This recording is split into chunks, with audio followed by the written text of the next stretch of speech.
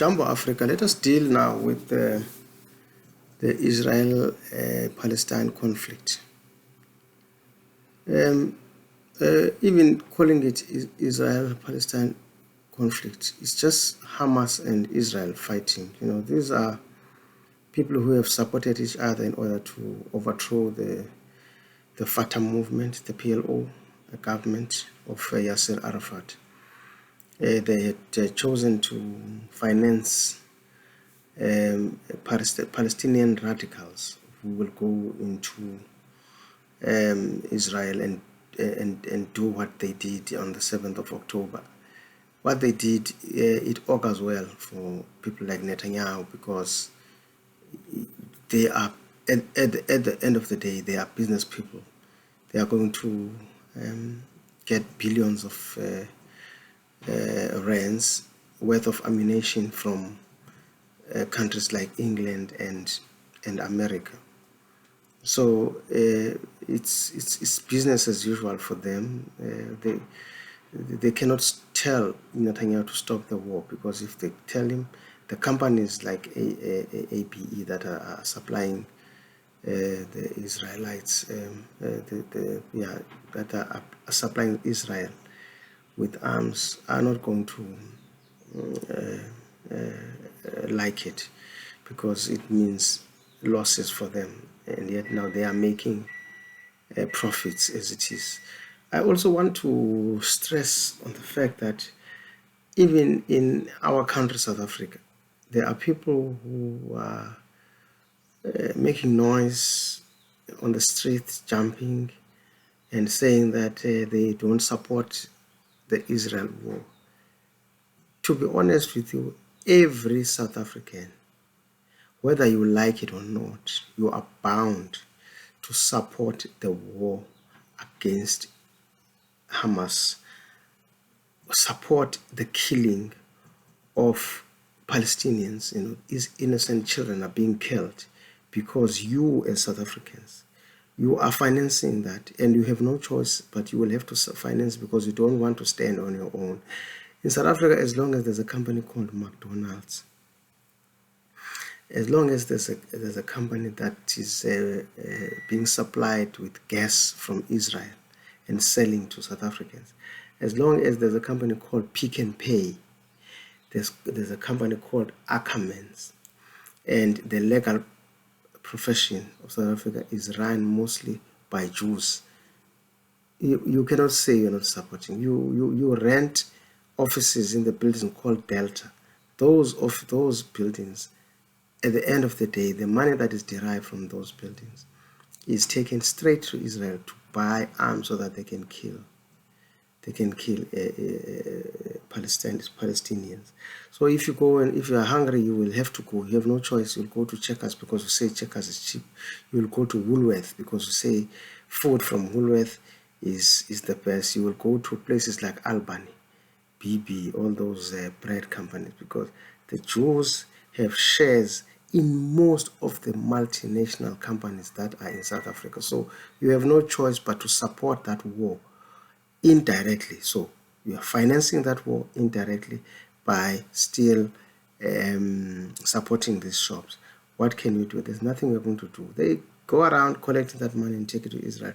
The same thing that is done by Ethiopians and these people from Somalia. They have established shops in every township, in every village in South Africa. And if you ask them, where did they get the money from? That money is being given by organizations that are destabilizing or are at war within their countries.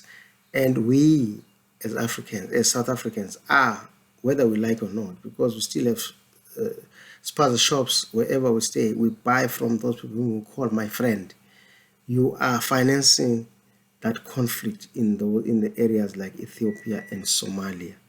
So we need to do a research first before you even jump into the street and make noise. Do a research as to how are you getting yourself involved in these conflicts. Unawares. Sometimes we are unaware. Sometimes we have no choice because When I feel hungry, I will go to Checkers. I'll go to these spare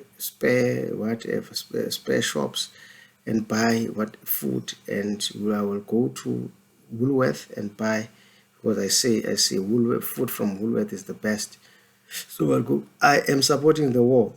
That money will be used to buy arms to kill Palestinians. So, Jambo Africa, let us wake up and not talk. Let's open our brains. And if you say just now they were saying boycott clover. There is no way you can boycott clover, because clover is going to make their milk cheap. And you will say, I don't want Palamat, because Palamat is a company from Italy. But I tell you, Jews will find a way to buy shares in those companies in the stock exchange, and in whichever way you will support their war. It's not. We can't blame America only.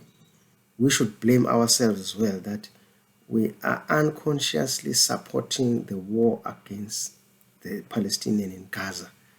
So stand up and stop the war. That is all. We must all call for a ceasefire. Do not blame anybody. Do not blame the Jews. Do not blame the Palestinians, because they are also fighting for their land, which was given away by England. People forget that the Palestinian land was actually given away free of charge to the Jews. If you remember the agreement that Hitler signed with Chamberlain, if I'm not mistaken, the guy who was a prime minister just before the Second World War, he signed an agreement with him, and part of that agreement was to say, we don't want Jews in Germany. We want to cleanse Germany or all of Europe. Jews should be taken back, because they are not white. They are not pure white. So they were moved, and England provided land for those Jews to be settled in Palestine. That is why we have a problem today. And England is just keeping quiet. That Balfour Declaration was a man called Balfour, who was a governor in Palestine at that time. He said, no, don't worry, I will sort this problem out. And he moved Arabs to one side and gave land to the Jews. That is why today we have the state of Israel, right embedded in the Middle East, and but is also a member of NATO, although it is not a European country. Israel is not a European country. Syria is better placed, or even Lebanon is better placed to be in the European Union or to be under NATO than Israel is. But it happened, and we should not forget the silence of the Russians, because the person who moved that motion in the United Nations for the formation of the State of Israel was a Russian. We forget that it was the Russians who started, who moved that motion, and it was voted on, and a State of Israel was formed in 1948. So let us be wide open and know exactly what is going on. This is war. Feeds into the sale of arms, and people want to test if the arms are effective. And if Hamas can allow its people to be cannon fodder, so be it, because this is done deliberately. The people of Israel voted an extremist like Netanyahu to be their prime minister. The same thing with the people of Palestine. They voted Hamas, knowing that Hamas are radicals more than Fatah or PLO. So they voted Hamas, changed the government of Yasser Arafat for the government of Hamas, and Hamas is putting them. So who do you really blame? Because they voted him. They voted them from 2006 up to now. They are still voting Hamas. PLO is there. They don't want to vote them. And yet, when PLO was in charge, we never had a catastrophe like this.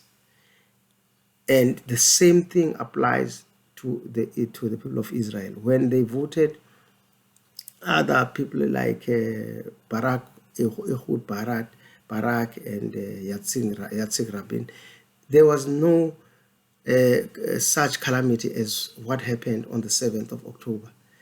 It is self-made. It's, this made by them. They voted Netanyahu, and Netanyahu is a radical that wants to remove every Arab in the land of Palestine and take the land over. That is why he's saying, after they have removed everybody in Gaza, Israel will have to secure that place. That means they will have to provide security. What security? There's no security. It's all they want is take the land for themselves, expand the settlements as they are doing. They've been doing it. 1967 they took, 1973 they did the same thing. Now in 2023 they're going to do the same thing. They're going to remove all the Arabs in Gaza and take that land for themselves. So let us not be fooled. This is pure politics, and this thing should stop. The war must stop. But Africans, sort your problems in Africa before you jump to Ukraine and Palestine or Israel. You've got problems, serious problems in Africa. Don't think you are better than those Europeans, because the Europeans have always been warmongers. We are peaceful people. We don't want war. We want peace. So develop your own continent and forget about people who call you kosher, infidels, haram, and everything. Develop your own country first, because I'll tell you, if you want your son to marry a Jewish girl, that son has to first convert to Judaism.